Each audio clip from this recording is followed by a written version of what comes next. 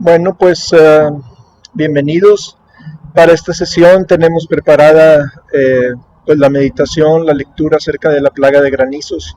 Esta plaga de granizo es una lectura bastante larga, así que en el transcurso de la misma pues vamos a ir platicando y meditando un poquito acerca de ella y que podamos terminar pues orando también y dándole gracias a Dios por su protección y el cuidado que Él tiene sobre nosotros. Muy bien, pues esta plaga de granizo la encontramos en el libro de Éxodo, en el capítulo 9 del versículo 13 al 35. Dice, entonces Jehová dijo a Moisés, levántate de mañana y ponte delante de Faraón y dile a Jehová, el Dios de los hebreos dice así, deja ir a mi pueblo para que me sirva, porque yo enviaré esta vez todas mis plagas a tu corazón sobre tus siervos y sobre tu pueblo, para que entiendas que no hay otro como yo en la tierra. Porque ahora yo extenderé mi mano para herirte a ti y a tu pueblo de plaga, y serás quitado de la tierra. Y a la verdad yo te he puesto para mostrar en ti mi poder, y para que mi nombre sea anunciado en toda la tierra. De lo que podemos ir viendo es que el Señor insiste en llevar a Moisés muy de mañana delante de Faraón. Necesitamos presentarnos en la oración temprano y combatir y tener ese tiempo de lucha espiritual antes de empezar la guerra espiritual, antes de empezar nuestro día, empezar con nuestra oración, nuestra comunión con Dios y en ese tiempo de guerra contra el enemigo temprano en la mañana.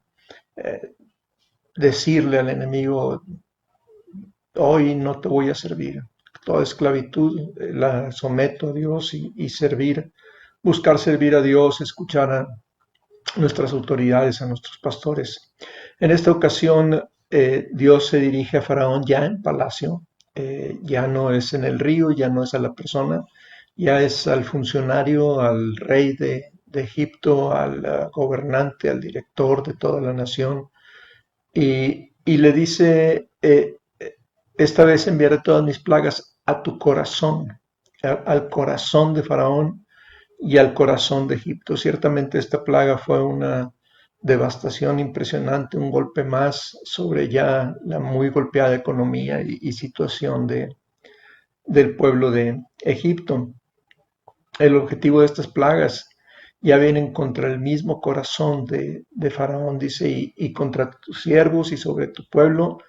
¿Para qué? Para que entiendas el propósito del juicio de Dios, de la disciplina de Dios, es para que el hombre entienda quién es el Señor, para que pueda haber un entendimiento de nuestro pecado, podamos arrepentirnos. Dios no quiere traer el mal, la misericordia de Dios es grande y Él no quiere hacer mal a la gente. Él busca que la gente se arrepienta y pueda ser perdonada y su misericordia y su gracia puedan manifestarse.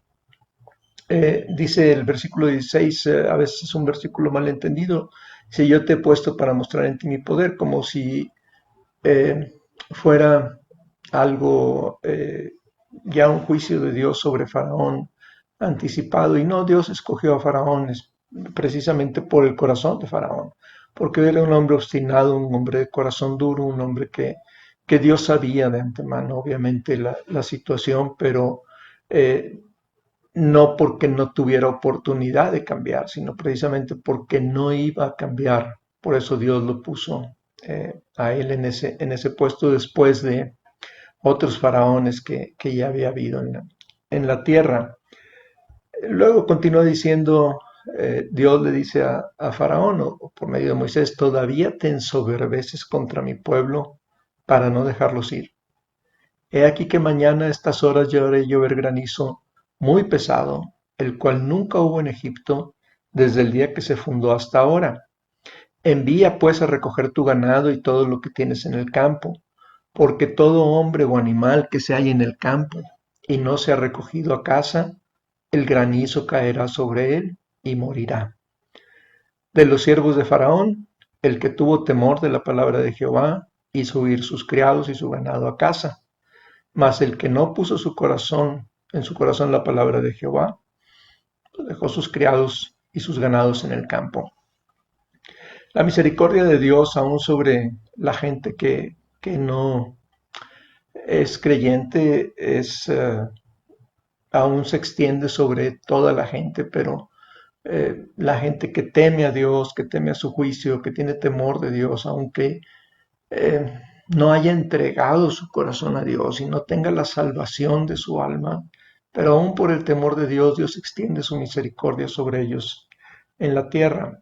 Dios se asombra todavía de la dureza, en cierta forma podemos decirlo, de Faraón y le dice, todavía te ensoberbeces. Es una pregunta a Faraón, como diciéndole, recapacita.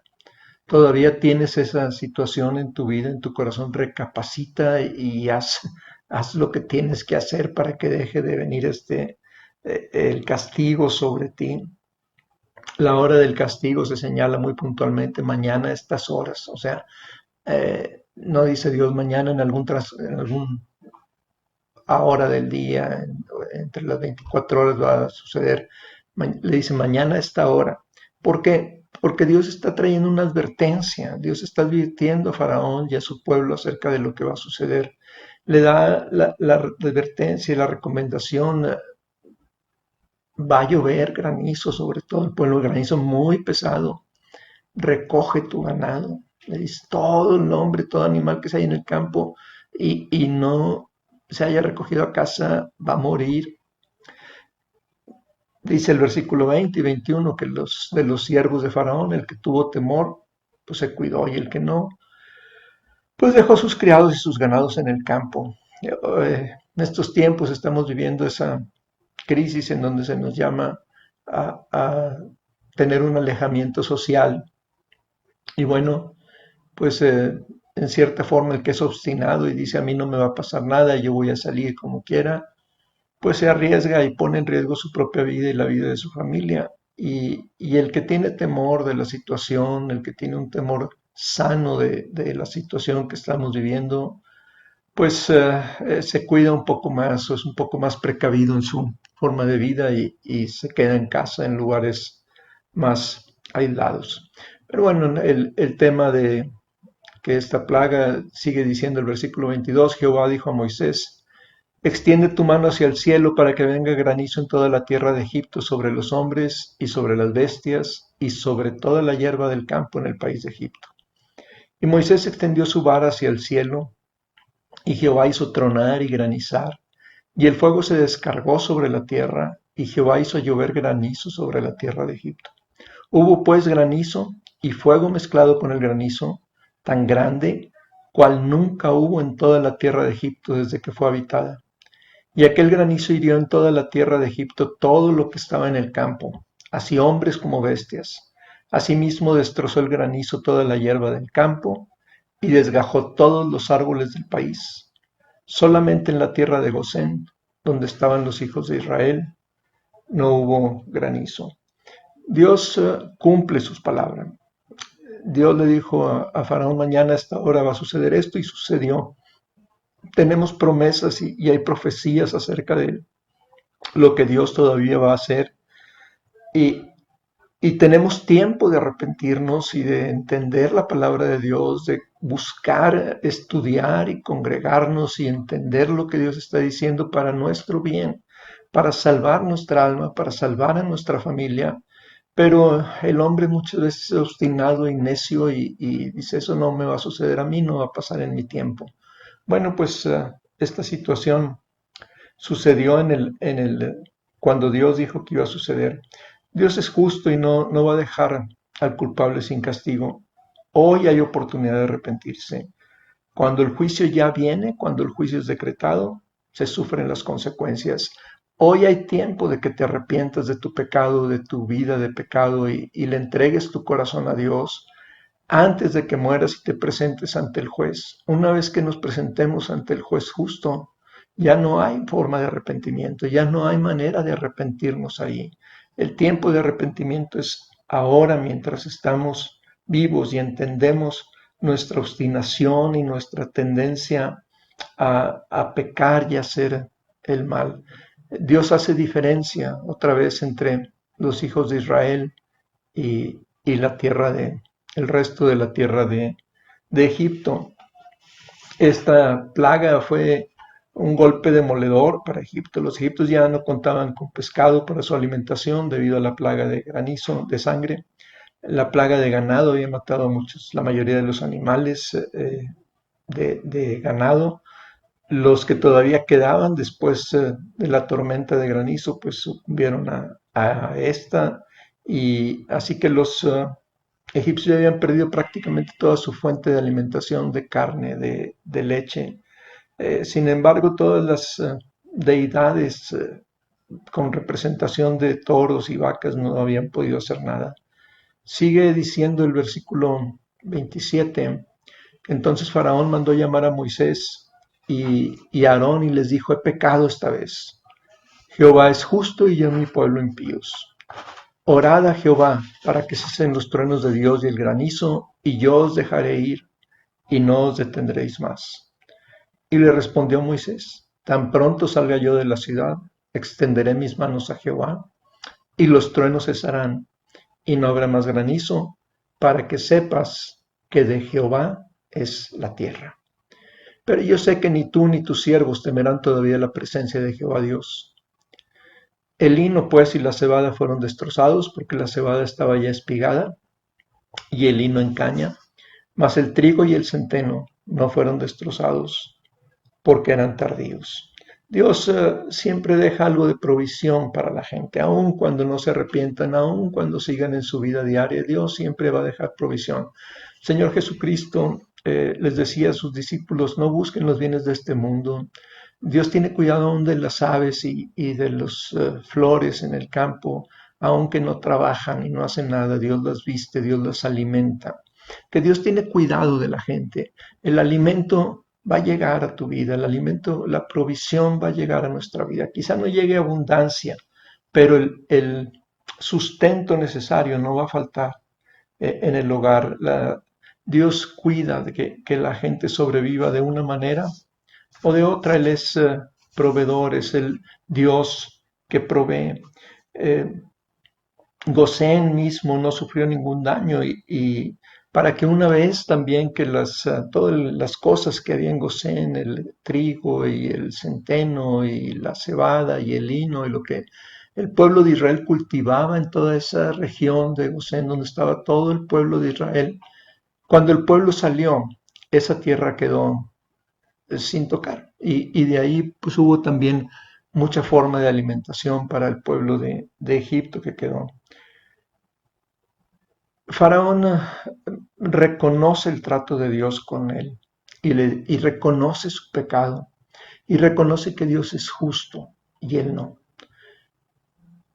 Qué interesante es esta situación cuando reconocemos que somos pecadores, que somos viciosos, que somos esclavos del pecado, que estamos atados al vicio, a la pornografía, al alcohol, a alguna droga, cuando estamos atados al juego, a cosas a la maledicencia, a ser pecadores, vaya, en cualquier sentido de la palabra de pecar.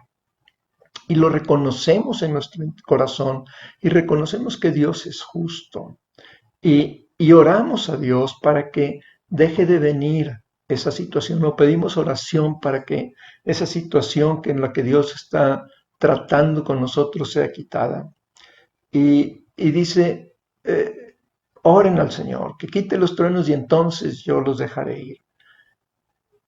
Cuando el arrepentimiento es condicional, sabemos que la gente no va a cumplir.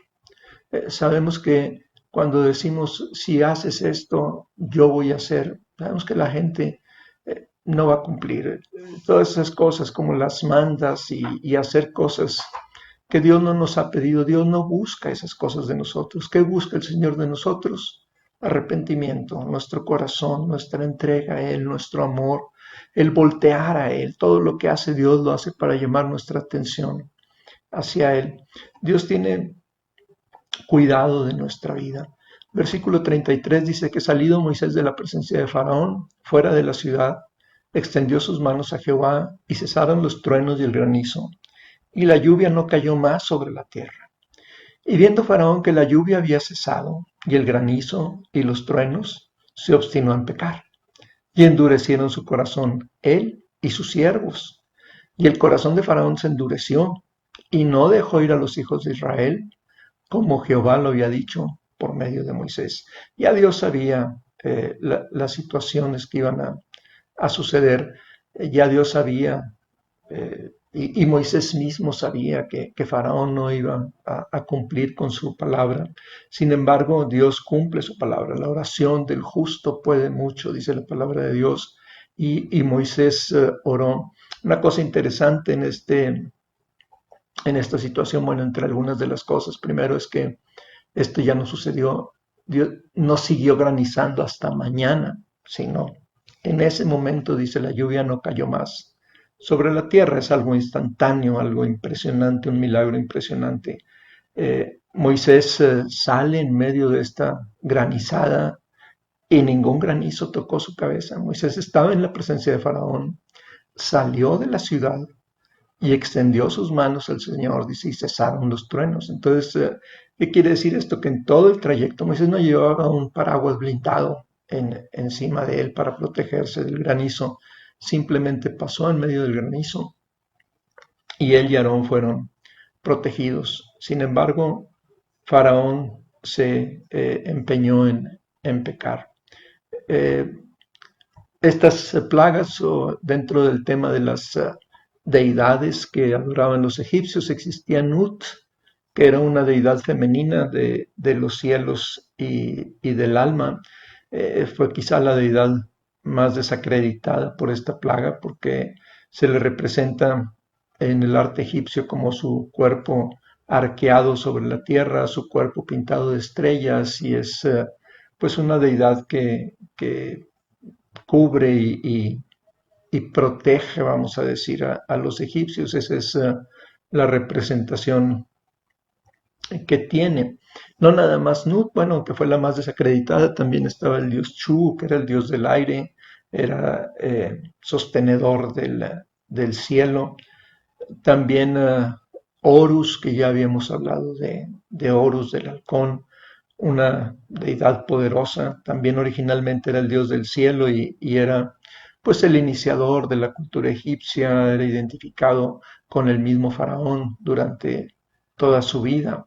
Set era una deidad del viento, del caos, de las tormentas, el protector de las cosechas. Es otra de las deidades que quedan plenamente desacreditadas a través de esta plaga. Renenutet era también una diosa de la fertilidad, de la vida. La Nefer era la diosa de las cosechas y del grano. Osiris, el gobernador de la vida y la vegetación.